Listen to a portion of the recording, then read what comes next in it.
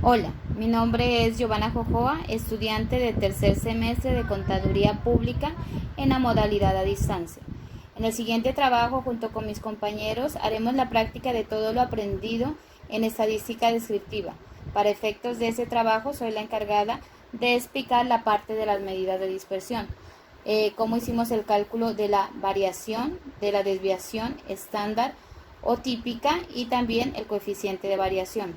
Así como posteriormente haremos el cálculo también de los cuartiles, los deciles y los percentiles, que nos arrojarán un diagrama de caja y bigotes que veremos a continuación.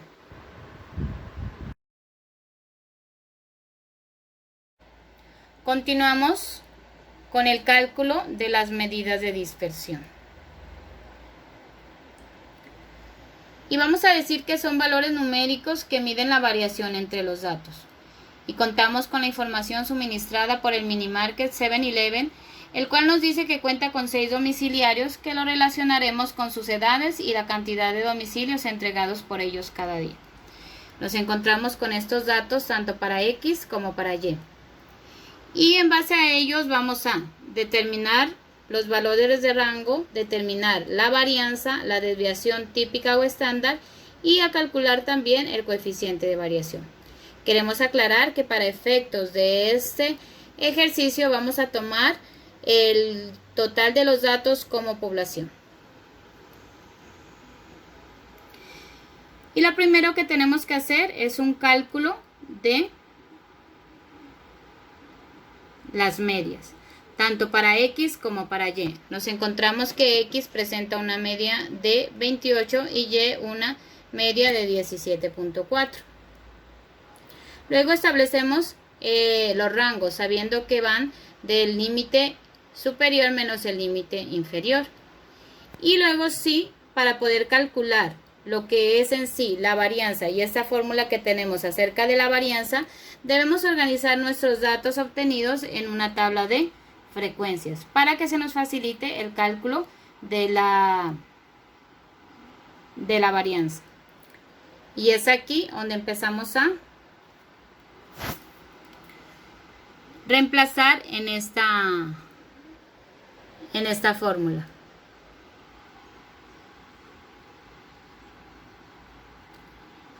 Al reemplazar en esta fórmula nos encontramos con un R a la 2 o una varianza que nos da como resultado 61.67.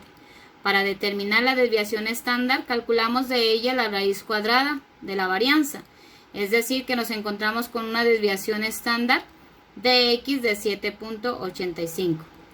También tenemos que recordar que para hacer el cálculo del coeficiente de variación lo que debemos hacer es dividir la desviación estándar entre las medias aritméticas y el resultado lo multiplicamos por 100 porque es un resultado que debemos expresar en porcentajes. Nos damos cuenta que nos da un porcentaje del 28%. Esto nos muestra qué tanto varían los datos. Como es mayor a 25%, podemos decir que la edad de este grupo de personas es heterogénea. Este mismo proceso lo hacemos para Y. Reemplazamos en cada una de las fórmulas, encontrando así la varianza, la variación estándar y por último el coeficiente de variación, el cual, como dijimos anteriormente, tenemos que calcularlo dividiendo la desviación estándar entre la media aritmética y multiplicándolo por 100 porque son valores que van expresados en porcentaje.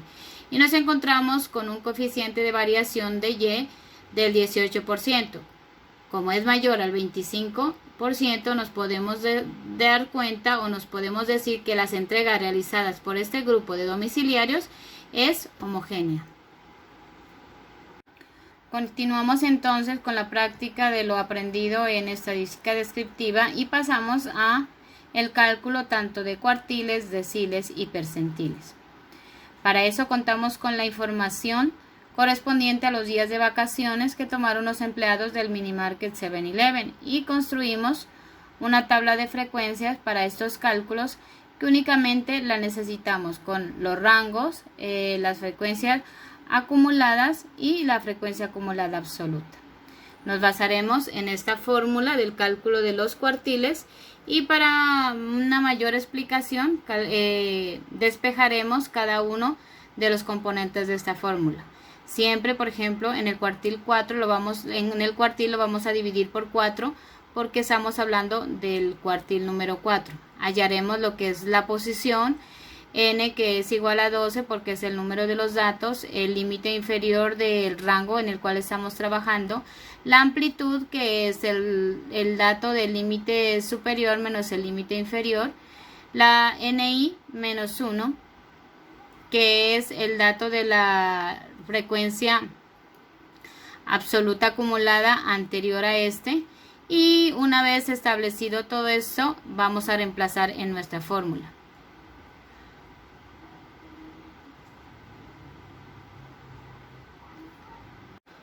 Arrojando los siguientes resultados: cuartil 1 igual a 3,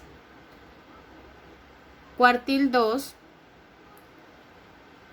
es igual a 6, el cuartil 3 es igual a 9.